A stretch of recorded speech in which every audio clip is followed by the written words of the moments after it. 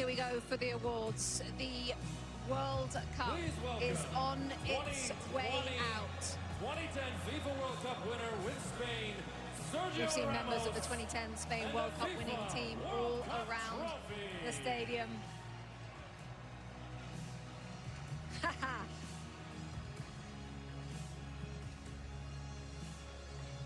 Sergio Ramos with a hug for Luis de la Fuente.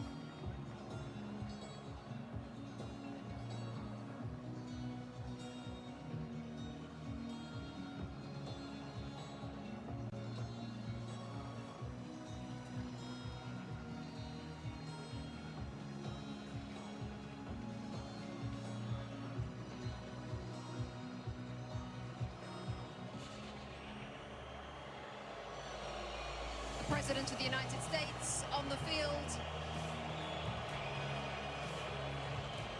alongside Gianni Infantino of FIFA.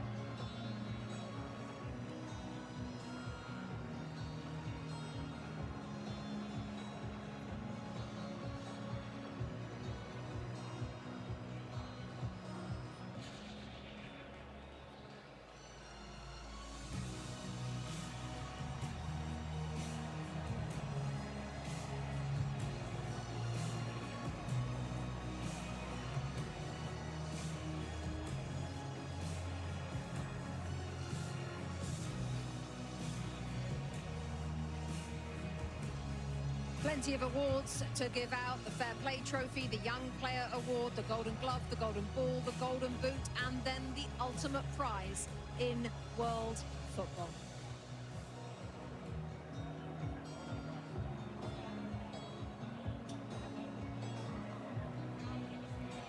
FIFA will now present commemorative medals to the match officials for today's FIFA World Cup 2026 final.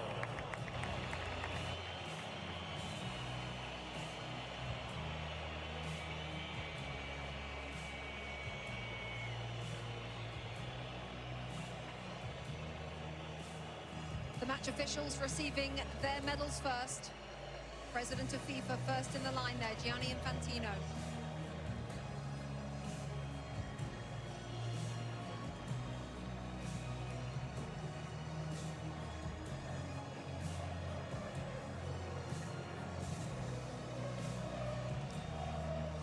Next to President Donald Trump of the United States, the President of Mexico, Claudia Sheinbaum, and Mark Carney, the Prime Minister of Canada, all in the receiving party. The match official. The FIFA Young Player Award, presented by Aramco.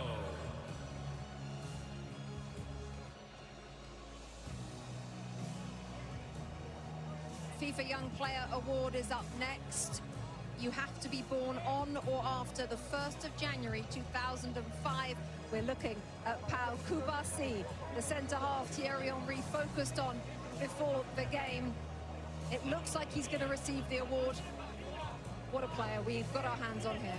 Well, it's been for a long time, and you have to give Xavi Hernandez a lot of credit also, because he trusted him right from the start. He trusted Lamine Yamal right from the start, and those guys are proven to be what he thought they were going to be. And this kid, well, this kid, he's a world champion, you know, but he's still a kid at the end of the day compared to my age. But you have to give him a lot of credit. He's so calm. He does about it the right way. He's getting a warm welcome, I guess, now to go and get his trophy. But I'm very happy for him. He deserves it. Zlatan in that position as well on the field at centre-half. 19 years of age. What can you say about this player? I mean, he's a world champion. What more is there to say? He had an amazing tournament. They had an amazing season also with Barcelona. They played the way they play in Barcelona. They play the way they play in Spain. the best defense in the tournament. Obviously, he's not alone, but he had a big impact, and today he was outstanding, and this is why he got the prize also. The best young talent in the tournament, not because of today, but because of the whole tournament. So congrats to him, great future. It also shows the faith that they have in these players, and these players regardless of what age. If you're good enough, you're good enough. Doesn't matter how old you are, and if you've grown up in the system, you understand, they'll put you in. They'll start you in a World Cup.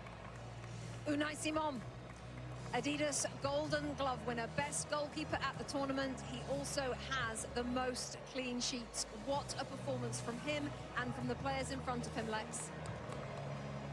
I mean, sometimes goalkeepers don't get the attention that they deserve. Sometimes they say, oh, you're not facing enough shots, you're not saving the ones that you should save.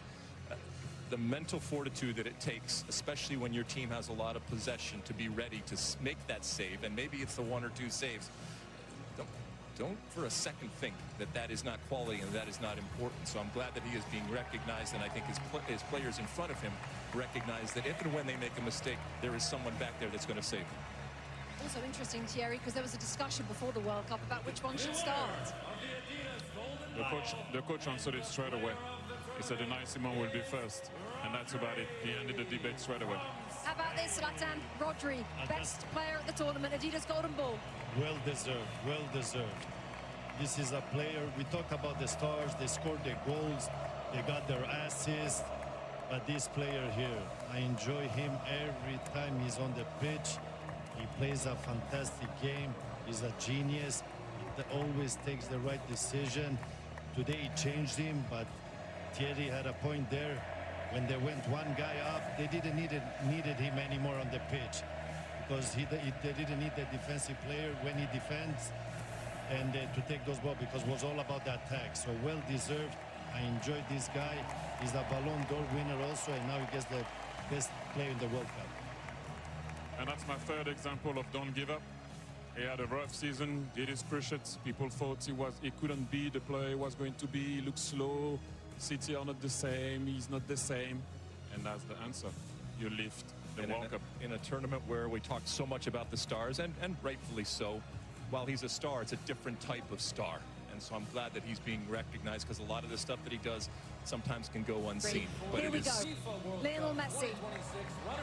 Alexi leading up Argentina as runners-up at this tournament. What can I say about him? Obviously, in this moment, he's a champion, and champions want to win, and they want to win everything, and he has won everything. So he'll be disappointed, but my goodness, I think we can very, very quickly turn it to how important he is, how iconic he is, and how amazing he is, regardless of what the score was today. And Zlatan, how lucky we are to have seen him play for the last 25 years. I mean, we have enjoyed him. We have enjoyed him during this World Cup. He has not, I know he's sad he didn't win the World Cup, but listen, he had an amazing World Cup. He kept this team alive. He did some amazing stuff. He had moments where he was human. He had moments where he was not a human. And I hope he can continue to play as much as possible so we can enjoy him even more. Will we see him in another World Cup? I don't know, you never know. But we have enjoyed him, and we're happy he plays the game, because we're going to be very sad when he stops playing. What we have learned, Thierry, is to never bet against him. No, it takes a team like Spain to be able to beat Argentina. And like I mentioned before, if they won today, they would have done something that I don't know if it would have been possible to do that, to win 4 major competitions in a row. They were very short and close, to do it. And look at what it means to him. If you ever have any doubt of it, this guy still have some fire in his belly. Look at him. Look at what it means. Look at this. Everyone is clapping, because you're looking at him, and this is what he means to him. He won already, well, everything.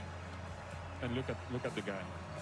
Look at the passion, the desire, the love that he has for his country, and how much he puts into it. And you have to give a lot of credit also to Scaloni, because when he arrived in the national team, he didn't look like he was going to be that way.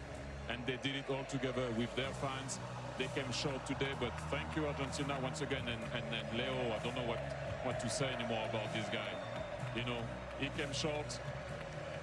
Yes, let's just listen to this.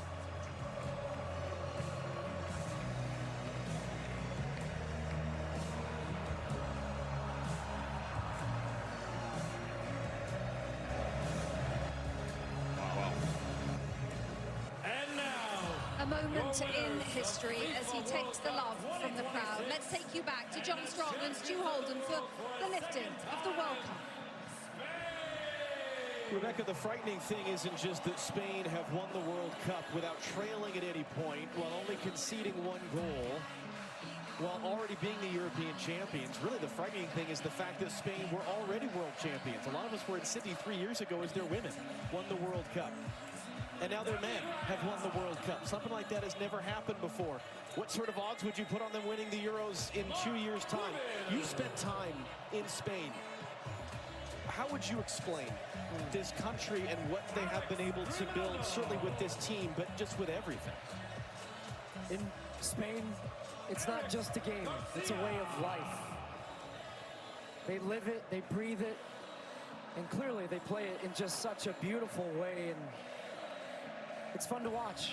It's a joy to watch. We should all enjoy this type of football. And hearing Zlatan and Thierry Alexis talk about it, the best team won. The best team throughout the tournament. I don't think we'll ever see a scenario again where just one goal against, 7 clean sheets. The best defense is a good offense. And the way in which they keep the ball, they break you, but then as soon as you get the ball, they win it back within just a couple of seconds. It's a commitment. Every single player to a man is so comfortable with the ball at their feet. You have 19-year-olds that look like 35-year-olds that aren't awed by the moment. And even in a day where we talk so often about stars, this is just the best example of a team. It is a team sport, and the best team won. And the best team showed it throughout this entire tournament, and it's incredible what they do. You saw Ferran Torres a moment ago. He adds his name to the list of players to have scored the winning goal in a World Cup final alongside Andres Iniesta. Last time Spain won the World Cup in 2010, they took advantage of a red card for the opponent, and they won by a 1-0 scoreline in extra time. And yet so many players have made plays. Mikel Merino coming off the bench to score a pair of game-winning goals during the tournament. Aymeric Laporte has been a starting center back in 4 tournaments now with 4 different partners next to him as part of this Spanish team that only allowed 1 goal. Alex Baena, who would have put him on the list of a guy to be a consistent starter? But a perfect example, again, of a guy just that had so many important contributions for this group. And in a rare occasion where we think about history many, many years from now about this World Cup, this edition, and who knows how many Lamine Yamal is going to win, wearing the number 19 shirt at 19 years old, turned 19 throughout the tournament, and yet scored 1 goal. That's a scary thought, that he's a World Cup winner on a day where he wasn't the star. But he understands what his role and what his importance is to this team, and he is willing to play that role for the betterment of the group. And I think when we look back, as there's his brother Kane in the crowd, and he's been fun to watch him throughout the tournament. His just joyous big smile as his brother goes on to win a World Cup. But we will think about not just what they did, but how they did it. And this team will be remembered for so many, many years about just how dominant they were. Thinking back to that opening day when they drew against Cape Verde, scoreless draw. You asked me, are you worried about Spain? I wasn't, but I didn't know they were going to go and win in this dominant fashion. There are now, in the history of the Men's World Cup, 5 teenagers to have won the World Cup while playing in the final, and 2 of them are on this Spanish team. Lamine Yamal and Pau Cubarsí, who, as you saw earlier, received the award for the best young player at the tournament.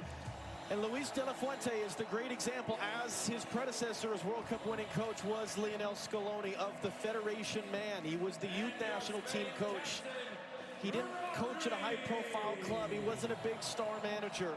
He has done nothing but win, and he becomes now, at the age of 65, the oldest coach to win the FIFA World Cup. He said it best in his post-match interview. He said, This has been coming. We've won at every level, and they have. They win at youth national team levels. He managed this team at the U21s, then gets the senior job, and the most important one of all, he is now a World Cup champion as well. And here comes Rodrigo Hernandez Cascante, better known as Rodri, better known as Golden Ball winner for most outstanding player at this World Cup, former Ballon d'Or winner as World Player of the Year, either side of a torn ACL. What a player. A man who has done so many things, and really a guy that makes being a defensive midfielder cool, because he wins the most outstanding player of the tournament, not by scoring and assisting and doing all these things, but by doing all of the other things. And now it will be the job of Rodri with his teammates behind him. They've been together for the better part of 2 months now here in North America. And they traveled from Atlanta to Guadalajara to LA to Dallas and here to New Jersey. One final act of this incredible summer of soccer for Rodri to lift the trophy and for the celebrations to begin both here and overseas.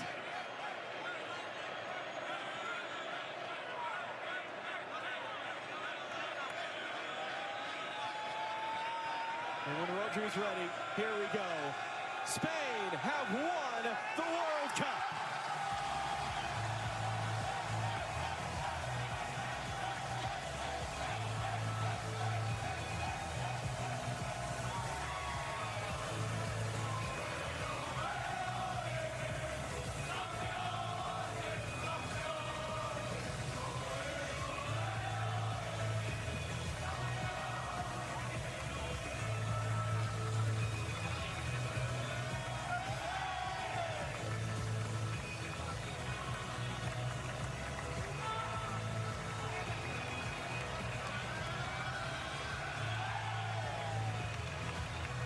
For those of us that have gotten to do this 3 times, for those of us who go back to 2015 in Canada, what a blessing it is to be a part of these moments and to bring them to all of you at home.